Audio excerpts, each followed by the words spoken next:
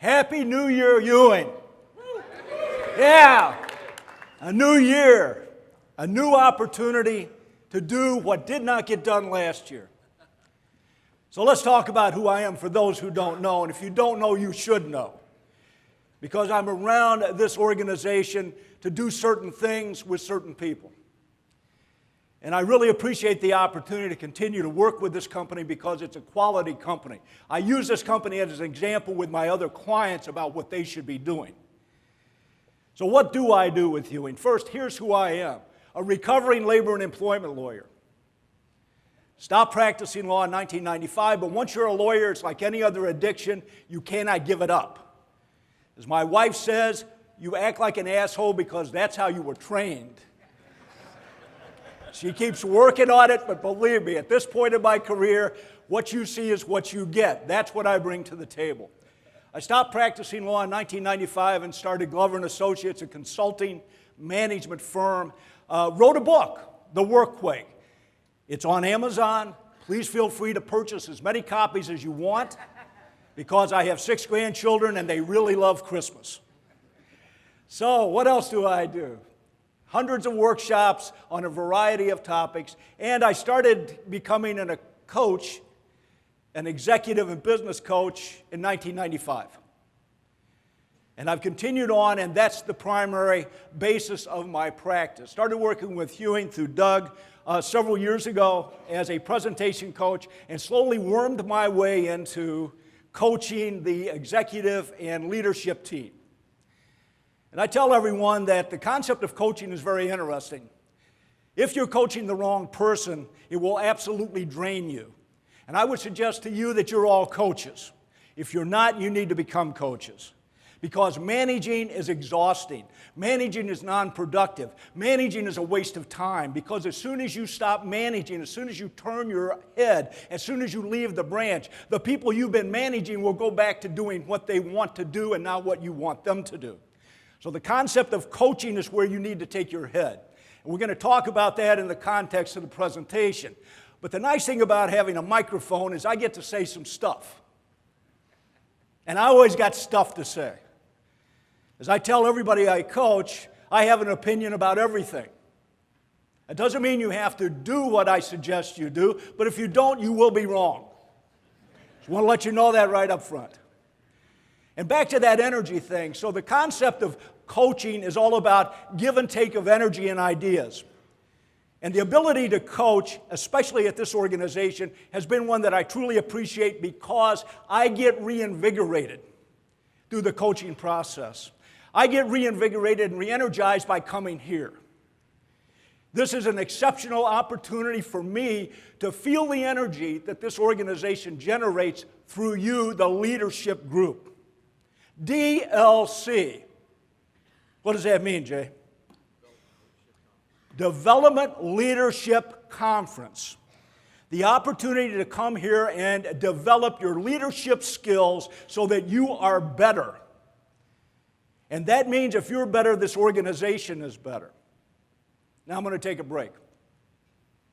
First, if you haven't turned this off, please do so. Because if it goes off, I will be tempted to find out who it is and talk to you later. Second, how many of you bought a pen? Good, because I'm not going to embarrass those that did not. But let me give you a famous line. And by the way, I'm half Dago, Italian, so I get to diss the Dagos. I want to take you back to the Untouchables. When you don't bring a pen, you're the one that bought a knife to a gunfight. Always be prepared. If you know that there's a workshop, if you know there's a speaker, if you know that somebody's going to be saying something to you, it is absolutely possible that there might be an important nugget of information that you want to capture. And I realize that you think your memory is good, but it's not. Writing trumps memory every time. Poor writing trumps memory every time. Poor writing trumps good memory every time. So always be prepared. If you are not, you are telling me as a speaker, Doug as an owner, the divisional managers and regional people, you are not engaged. And you heard someone talk about engagement at the very beginning of the conference. It's absolutely essential that you be engaged. So with that caveat, I do Paul's point of the day every day. And if you are not on the subscription list, you need to get on the subscription list. Why? Because I think that something I have to say to you might be important. By the way, it might not be. And every once in a while, I get an email back that says, take me off your effing distribution list. By the way, I'm okay with that because the concept is not that what I have to say is right or wrong, but it is there for you to think about every morning. And I think that's important. And I get that by going to Starbucks every day at 5 o'clock. I'm a Starbucks addict. I proudly admit that. I own stock.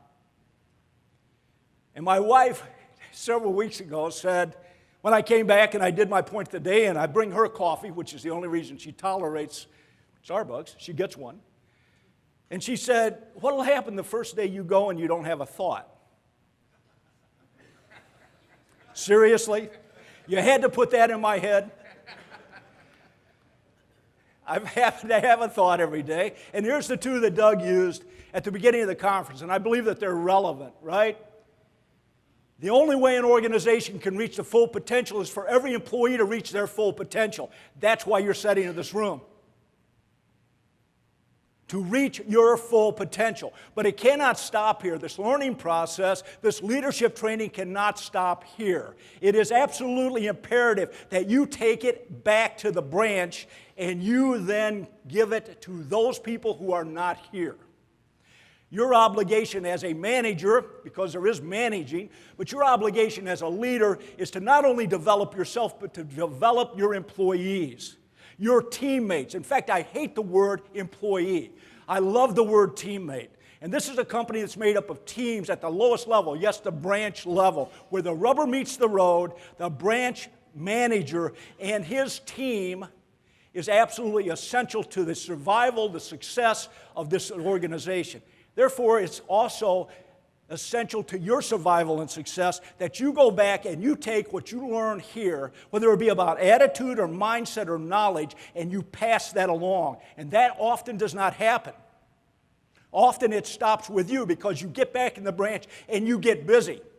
You start putting out those fires. You forget the opportunity to coach. Remember that opportunity. The second thing is the question you ask yourself every morning, what am I going to do to make a difference? That's your job. I understand you can say, well, no, it's to sell stuff. Yes, it is.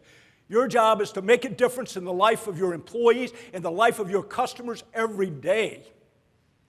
Every day. No, you don't get a day off. There's that great commercial. It shows a dad with a cold. I don't know whether you've seen it. He opens the door and he says, Joe, I hate to tell you, but I'm going to have to take a day off. And of course, the camera then pans and it's a 2-year-old in a crib. Dads don't take days off. Neither do you. Day off with your family is still with your family. That's where you should be present. But when you're not off work, you are at work, you must be present. You must take the opportunity every day to ask yourself at the beginning of that day, what am I going to do to make a difference? And if you can't answer that question with a positive, it's time for you to go work for Deere. Oh, really? Absolutely, because they will tolerate that. This organization should not and will not. Why would they? Why would they tolerate someone who says, today I'm not going to make a difference?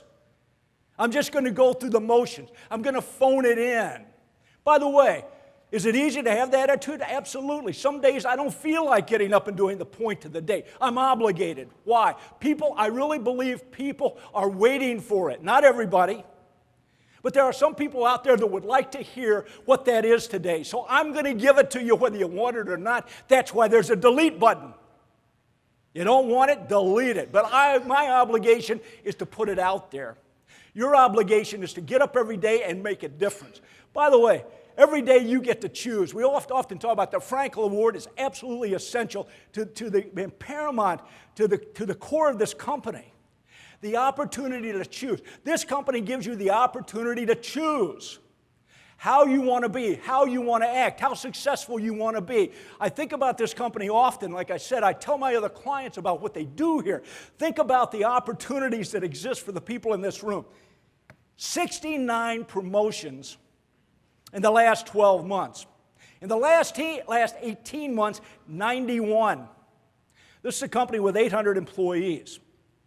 The goals that Doug and the management team, the executive team, has set for this organization is to double its revenue size, which means double the opportunity for everybody sitting in this room. If you choose, you have a career here that has no boundaries or limits. If you choose. When you get up in the morning, you get to choose what you're going to be for that day, what impact you're going to have. I tell everybody in this room, just like I tell myself, every day you get up and you put on a costume. It's the work costume. You get to decide what you're going to look like. You get to decide how you're going to sound. You get to decide how you're going to act when you walk in the door. And by the way, you put on that costume because just like I am standing on this stage, you are under a spotlight every day. You are expected to perform. Nobody cares if you have a cold. You don't get to take the day off. So when you put on that costume in the morning and you look in the mirror and you say, today I'm going to make a difference, and determine what that difference is going to be, and then do it. Go to work and inspire your employees, your teammates. Go to work and assist and help your customer base.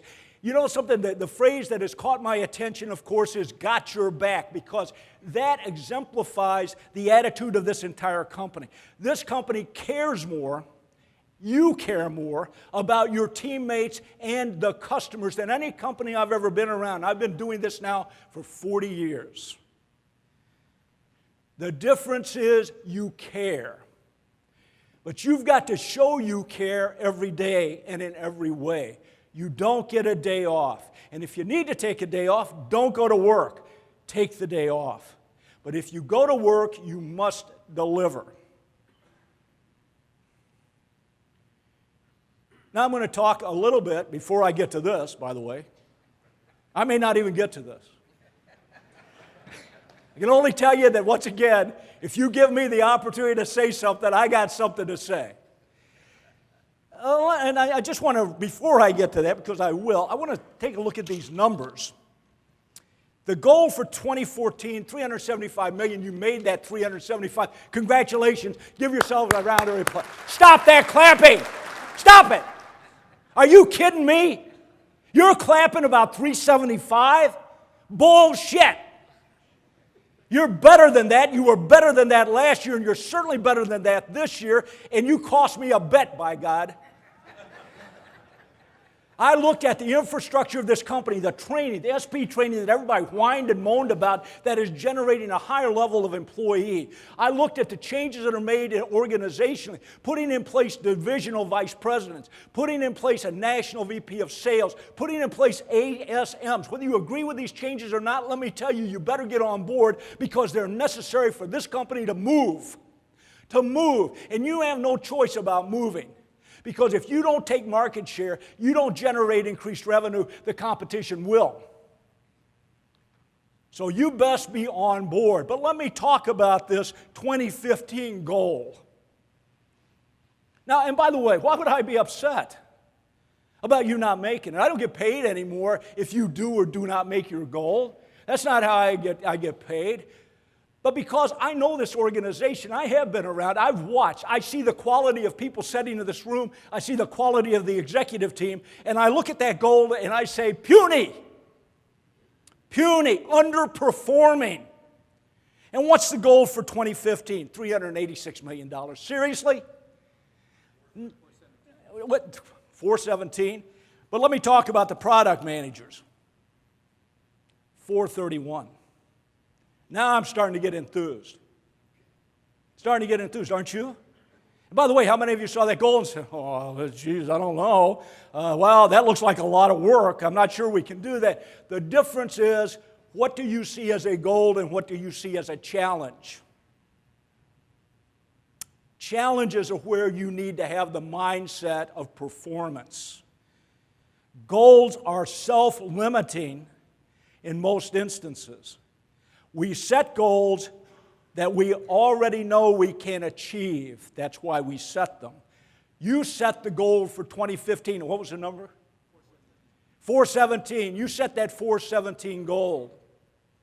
The product managers, 5 of them, have set a goal bigger than this entire room of 190 branch managers, of the regional managers and the divisional managers. And I would suggest to you that you need to be challenged.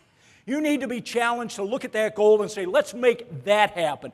Let's address that challenge. Let's stretch ourselves to our limit. Let's be who we are, because that is who you are. And the reality is that if you don't recognize that you are the 800-pound gorilla, aren't you? You cover 2/3 of the United States. You have 190 branches. You've got the best educated workforce in the industry. You are innovative in your product diversity. You bring to the customer things they can't get anywhere else. You are the 800-pound gorilla. Recognize who you are and the strength that you bring to the marketplace and start to exercise that. Are you looking for all customers? No. You're looking for good customers. Find them. They're out there. They're looking for you. They need you. They want you. Find them. That's your job. Once you've found them and they get a taste of what you have to offer, they will not go anyplace else. Why would they?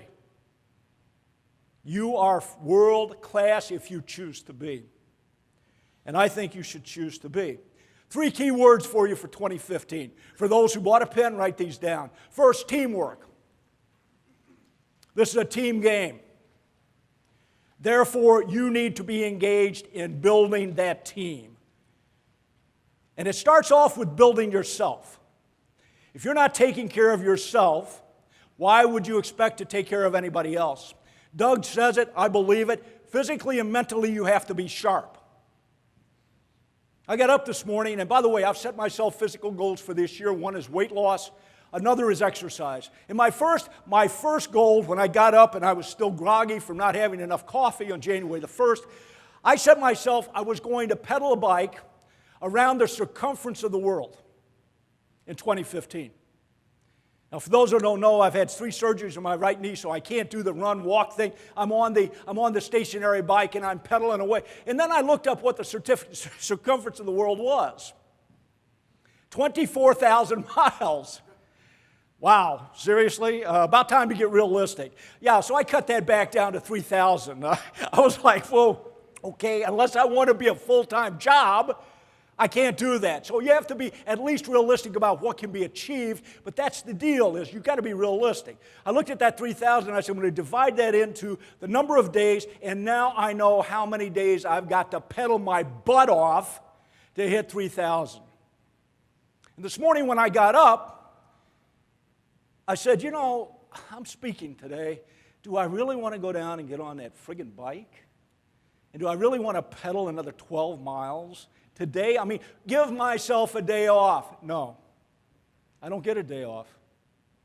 If I'm going to reach my goal, I'm there every day. You need to look at your physical goals and say, if I'm overweight, I'm going to lose the weight. If I'm not eating correctly, I'm going to eat correctly. If I'm drinking too much, I'm going to stop drinking too much. I'm going to do the things that make me physically conditioned to be the workplace athlete that I have to be to get the job done. Mentally, I'm going to improve myself. I'm going to come to these. I'm going to be engaged. I'm going to think about what I have to do, what I have to read, who I have to talk to, so that I get better at what I do. I get better at managing, and I get better at leading. That's your obligation.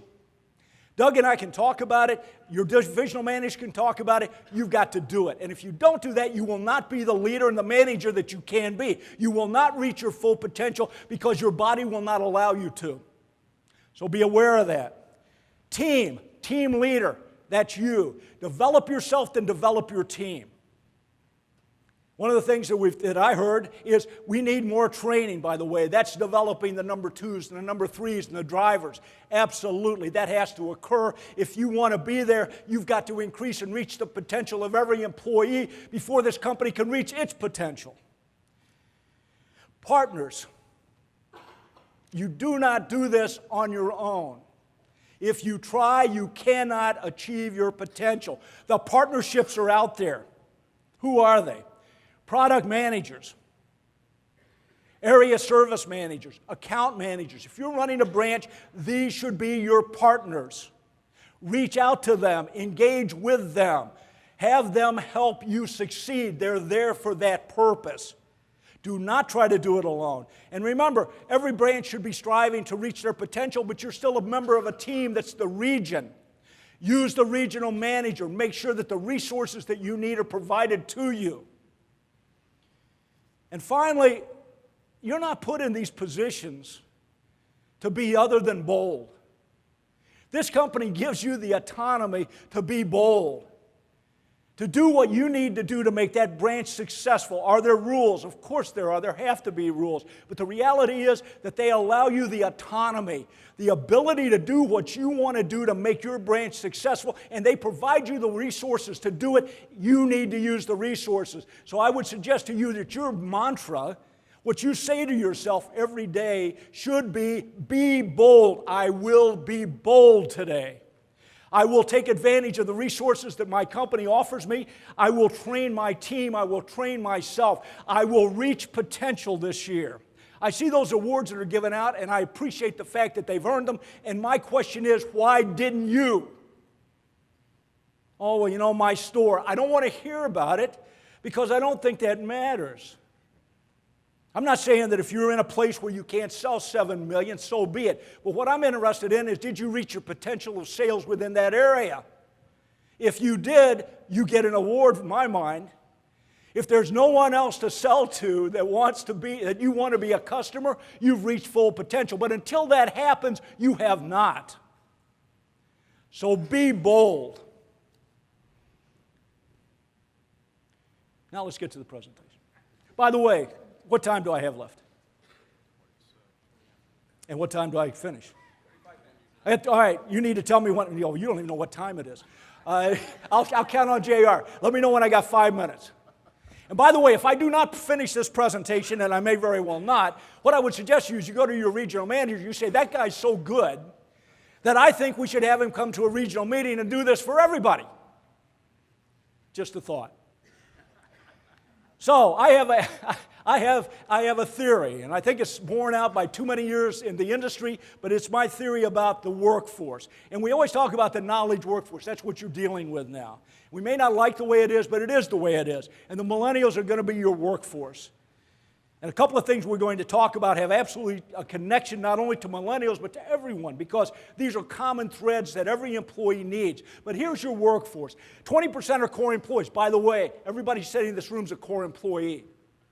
You're the people that will take your operation of this company to the next level. World class and beyond. The strongest competitor in the field. The company everybody wants to do business with. That's you. And you've got those guys back in the branch. They should be your number two. If they're not, you have to question whether or not that's correct number two. Why? Because when you are out doing what you have to do, you need a core employee there at the branch to take care of business. And you need to know that they can do that. The second thing, temporary employees. These are the maybes. You've hired them, and you don't know if they're going to become core employees or they're going to drop into our third category. Our third category is the walking dead. The walking dead. And as you look at your workbook, and I don't want you filling it out, this is a takeaway, yes? And what you have, of course, on page 2 is you've got the slide, and then you have some questions. And these need to be filled out by you in the privacy of your own branch as you think about this. And we'll look at that page 2. Have you ever hired one? If you say you haven't, you're lying. Of course you have. You hired them out of desperation. Oh my Lord, I can't run this branch unless I have an extra person. Therefore, the next guy who breathes warm air, I'm hiring that guy. I'm bringing him into the fold. Worst decision you could make. Why? The walking dead are not stupid. They figure out how to not do the job. By the way, you can hire anybody to do the job. You are looking to hire people who care about the job. There's the distinction. Not doing, caring. You pay people to do. You cannot pay people to care. That's a different mindset. You're looking for someone who will care about the job, who you can train up to be that core employee. The Walking Dead, by the way, everybody needs to be given a chance. Bullshit. No, they don't. You know why? Because by the time you get ready to give them a chance, you already know what they are. I believe, in today's point of the day went to it, you have to earn the right for a second chance. If you have not, how dare you ask me for one? Are you kidding me? Give you a second chance to continue to screw up my operation? Get out. By the way, whenever you get rid of one of the Walking Dead, have cake. Celebrate. It's a thing to celebrate. They're gone. Make sure you give them the recommendation when deer calls. Yes, I think you should hire this guy. He will fit right into your philosophy and your company. Hurrah! The question of getting rid of one of the Walking Dead is a huge one for every organization, including yours. Do not hesitate to pull the trigger when you recognize the Walking Dead. And you do recognize them. Everybody's seen the show, right? I can walk into a branch and identify the Walking Dead, yeah? So can you, and you're working with them, and you know what they do? They suck the energy out of the branch, they suck it out of you, they suck it out of the customer days. Seriously? No. I'm sorry if that means you're shorthanded till you find the right person. Do not hire the wrong person. They're hard to get rid of. They find out this is a good place to be. I'm getting paid 40 hours a week for working 20. Great gig. Seriously. Be aware of the composition of your branch. Do not hesitate to get rid of the Walking Dead. The maybes, the temporaries, you get to have the choice. Can I train them up to core? If they have the potential, if you can give them the training, reasonable amount of training, then obviously you need to look at that person and say, let me make sure that you can be one of the core employees. Therefore, I will put my resources and time into you. If you're only a temporary employee, you're going to be here until I can find your replacement. You're not one of the Walking Dead, that's cool, but I'm looking for your replacement. Not interested in somebody who's not willing to move up the ladder. If that's your philosophy, your branch will never do well. The first secret. By the way, I say they're well-known secrets. Why? You guys already know this. But if I had some new theory, I wouldn't be standing here. I'd be in Tahiti. I would have already sold this leadership secret sauce to every corporation in America. Everybody knows this stuff. The question is, why don't we do it? So all I do most of the time is point out the obvious, the first secret, attraction. What must be done to get the right people in the right place? Now, not only do these secrets apply to the workplace, they apply to your home life. I guarantee you, how many of you have been married more than a year? I guarantee you that when you go home now, you look a lot different than you did that first year. Yeah, okay. And by the way, it's the guys. The women, maybe not. They have a little more concern about how they look. Vanity enters into that. We start to be less vain when we already have our mate. See, but when we're looking for our mate, what do we look like? I'd like that before and after picture, wouldn't you? This is what I looked like when I was trying to find my wife. This is what I look like a year after I found her. Seriously? That extra 20 pounds does not look good on you. Right? The fact you're sitting around in sweats instead of a nice pair of pants and a good clean shirt, that indicates that you've suddenly decided things have changed. By the way, your wife's looking at you like, what a slug. How did I marry this guy? Oh, you know why women marry us? They think they can change us. And the reality is we're in costume when we go out hunting, aren't we? We are. Come on. We put on our costume. We put on our dancing shoes, baby. Yeah. And I'm going to go where the fishing's good. Right? I mean, seriously, guys go out hunting. By the way, women go out hunting too. Don't kid yourself. And they make the decision about whether or not you're good enough. Don't think you're picking anything. You're not. Sorry. But the reality is this, is that you know in the attraction department, when you go out to find a mate, your wife, how you have to look and how you have to act. And I would suggest to you that the same thing has to happen in the workplace. You must make sure that you are attractive to the group that you're trying to hire. Not the Walking Dead, maybe the temporaries, but certainly the core employees. And you can identify those people because you see them around you all the time. Not necessarily in your industry, but around you. The service industry, because isn't that what you're in? Come on, guys, I don't know anything about sprinklers, but I know that your sprinklers are not much better, except Ray's, than Deere's. I know Ray's are better. But the reality is, come on, you're selling a product. That's not what people are paying a premium for, right? Not the product. If they were only interested in the product, why would they even come to your branch? They just get it off Amazon. They need something more and they need it from you. You need to provide it. That's why you need a certain person who has the customer service mindset. And you see them all the time. I know you do, because I do. I may see them at McDonald's. I may see them at Costco. I see them all over the place because they give me that certain vibe that they care about what I need. Look for those people. Well, gosh, they don't know anything about sprinkler. Really? Let me tell you, that's a training issue.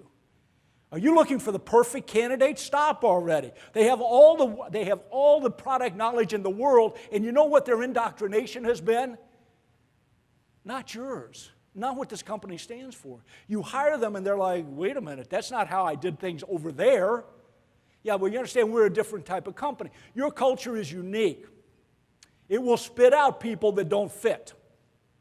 So be cautious about hiring the person who has lots of product knowledge but doesn't have the energy, doesn't have the enthusiasm, doesn't have the customer service mindset, and does not have the caring. If all they want to do is sell product and they don't care to who and they don't care why, you do not want them. It doesn't matter whether they know about the product, because they're not going to be what your customer relates to. And that's what you're looking for. The right people in the right place is all about making that connection with the customer at the branch. Because when you're not standing at that counter, somebody else is, aren't they? And they better have the same connection to the customer that you have. They better care like you care. And if they don't, they're turning that off. I actually had a client that I finished work with about a year ago. He was having difficulty because he was losing some of his better clients to the competition. He couldn't figure out why. His pricing was competitive. His product mix was really good. So I went out and I did some exit interviews with his customers. And some very nice people. And I said, really, this plain truth, why? He said, well, it's pretty simple. He said, the counter guy? I said, yeah, it's Joe. He said, yeah, he told me it was a better deal at the competitor. Whoa, really? Wow, so Joe at the counter was sending people across the street. By the way, Joe went to work there. So guess what? Joe was sabotaging the entire operation, costing this customer or this company lots of money.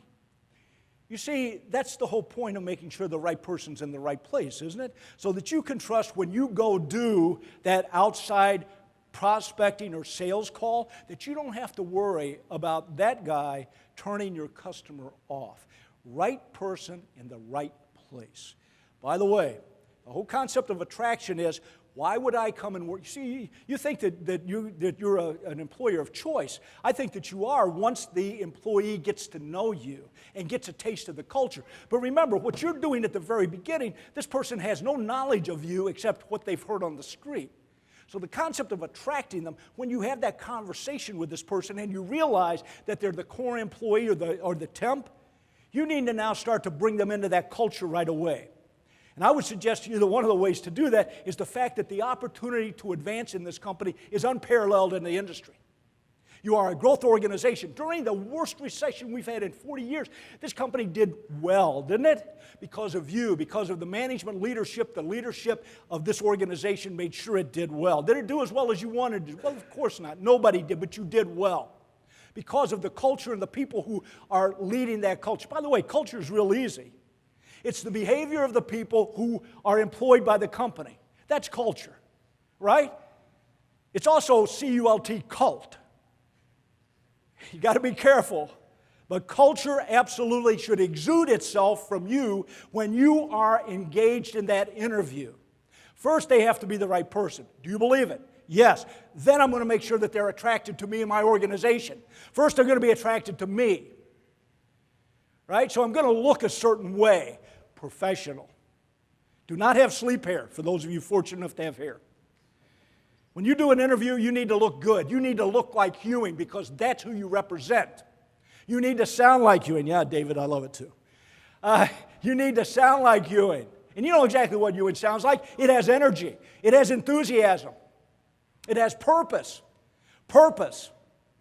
You know, Cliff was talking to the management group, the executive group, about the fact that purpose is so important. The number one reason for employees to stay with organizations is purpose. You need to start talking about the purpose of Ewing to this person who you are inviting onto your team.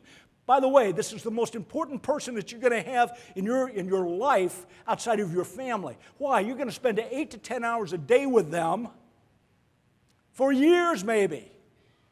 Wow. Make sure that they realize the purpose of the organization, that they accept that purpose, that they start to feel that purpose. That comes from you. Nobody else but you.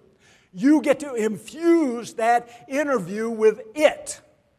Energy, enthusiasm, purpose. This is who we are. This is why I want you to join us. Because I think you're the quality person that we need on my team. Join. Purpose. By the way, we educate you, we train you, we give you a career development path. Last year we promoted 91 people. You know how that's looking when we reach our next goal? 680 million? Opportunity. Opportunity to move up the ladder, to do something different, to make a difference. That's attracting people, right place. The second, attention. Again, Cliff was kind enough to share the concept of attention.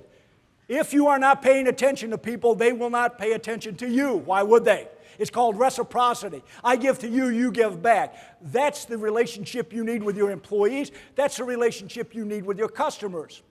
It's not one-sided. There has to be give and take. Sometimes you give a little more than you take, by the way. But the reality is there has to be a balance here for a relationship to work. And the first basis for any relationship to work is trust. Trust. Now, I'm pretty simple about this stuff. I think trust consists of 2 items. 1, do what you're supposed to do. And if you don't know what that is, find out. Do what you're supposed to do. Do it every day. Remember, you don't get to take a day off. Do it every day. In every interaction, do what you're supposed to do. Trust. The second thing, do what you say you're going to do. When it comes out of your mouth, the person who hears it believes it.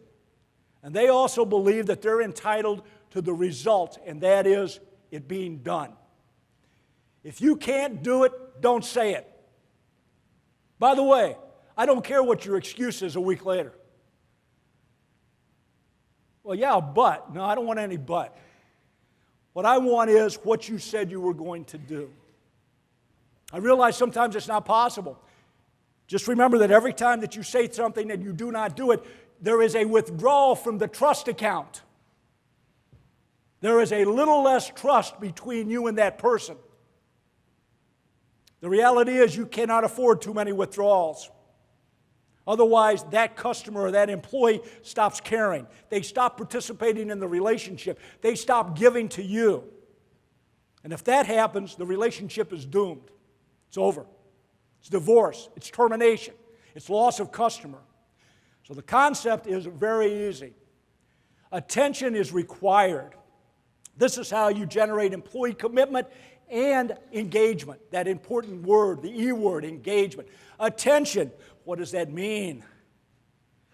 Every day, pay attention to what's going on around you. We get so caught up in putting out the fire that we forget what caused the fire. We forget the person who's been affected by the fire. When that customer comes in and they're upset, you need to pay attention to that. You may not like hearing what they have to say, but the reality is if you're not paying attention, that customer will stop coming in to tell you whatever they had to deliver as a message. You are with your employees every day. It's real easy to stop paying attention. By the way, let's move that into the home for a minute. How much attention are you paying to your spouse? Well, I give her flowers once a year. Really? We go out on date night once a month. We watch movies. I fall asleep. I don't pay a lot of attention. Why? I'm so busy. We have children.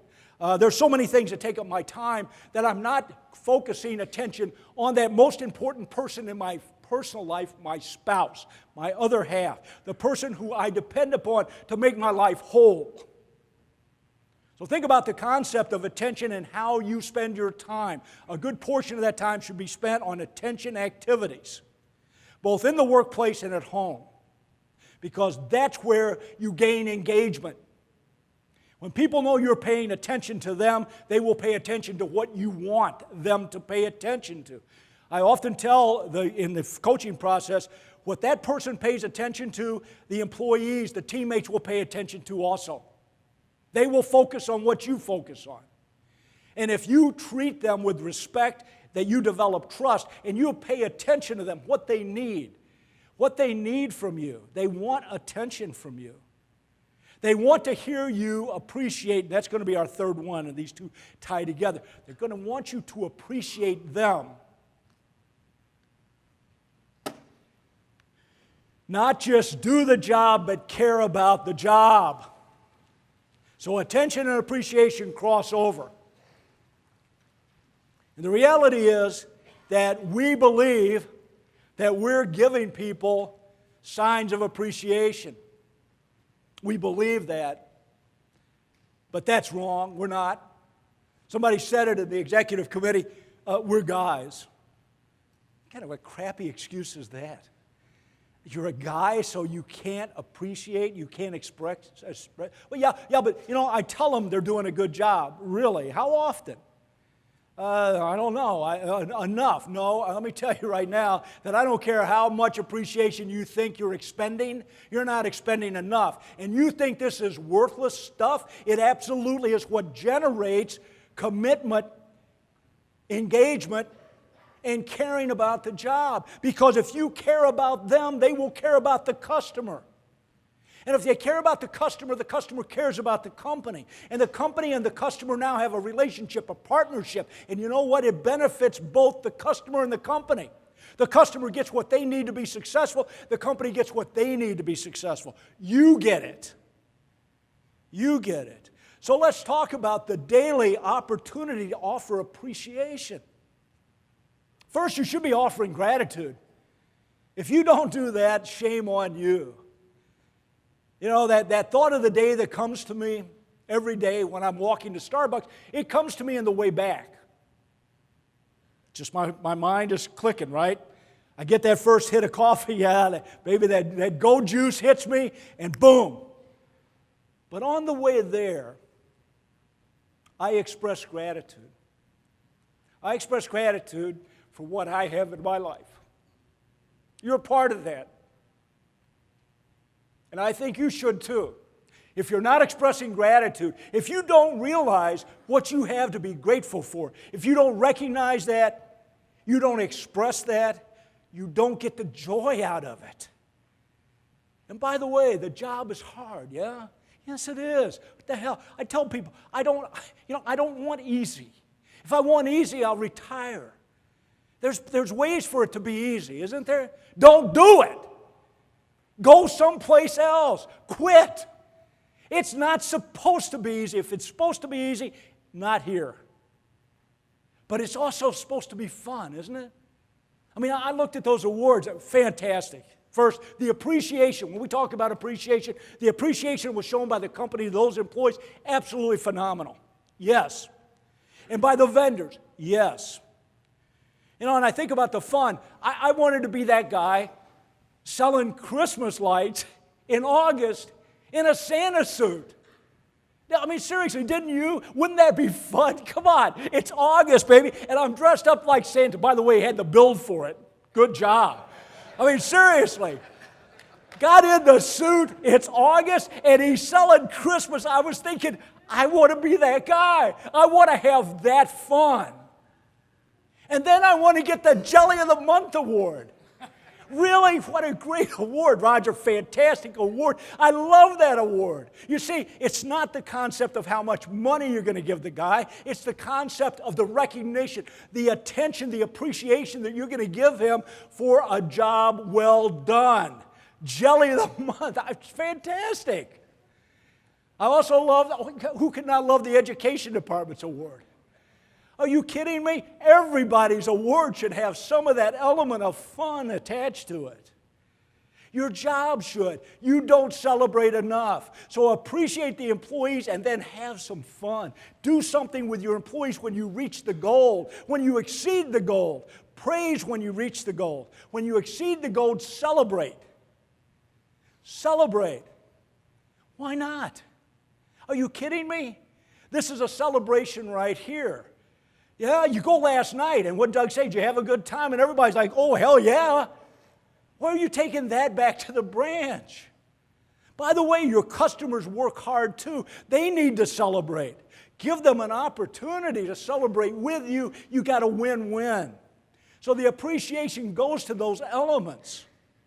I'm going to pay attention to you. I'm going to watch what you do. I'm going to care about what you do. And I'm going to reward what you do with appreciation. Not necessarily money. Understand, people do not respond to money when it comes to appreciation. Do they want money? Well, of course they do. But the reality is people stay because they're appreciated, because they see the feelings that are exchanged when it comes to caring. And the reality is you're the only people that can give them that. Headquarters, the corporate offices, they provide you with the resources necessary, and they give you the right to do this stuff, don't they? Have you ever heard Doug say, I don't want you to have fun? No. Have you ever heard him say, I don't want you to celebrate? In fact, it's just the opposite. So you've got the liberty to do this stuff. In fact, I would think that that's an imperative for you. If you don't hear that message from this company, you're not listening. Take it back and do this stuff. Attract the right people. Pay attention to them on a daily basis. See what they do. See what they need. Provide what they need. That's your job as a leader. And then appreciate what they do. And appreciate that by having some fun, by celebrating. If you can look at those three secrets, and like I said, there is no secret about any of this. Everybody knows this is what it takes. The difference between success and failure in the knowledge economy, because let me tell you, you heard what Cam said about the millennials. And I happen to own two. And let me tell you that they need this stuff. My boys are older now, they're in their 30s, and they still want me to tell them they're doing well, and they are. So you need to come to that recognition, that place of saying, that's part of my job. And I'm going to make that happen because I want to not only hit our goal, I want to reach the challenge. And that's my challenge to you. I'm the outside consultant guy. Seriously? You owe me nothing. Well, they actually owe me something, but you don't owe me anything. But the reality is it's a challenge that I think you need to hear because as I go through the coaching process, I know that the level of management, the regional level and the divisional level, and the ASMs, it's a superior level. You're a superior group. You're a quality group. And I would suggest to you that that's what you need to take back with you. Because why does any of this matter? And what are you going to do about it are the two questions you need to take with you. And if you can't figure out why it matters, you need to fill out a job application someplace else. The question is, what are you going to do about it? And it's January. I still get to say Happy New Year, right? Still January. We're still starting off. The planning process is over. It's time to stop planning and start doing. And the job of doing is right here in this group. You're the people that are going to implement the plan. You're the ones that are going to make decisions about whether or not it's only gold or if it's challenge.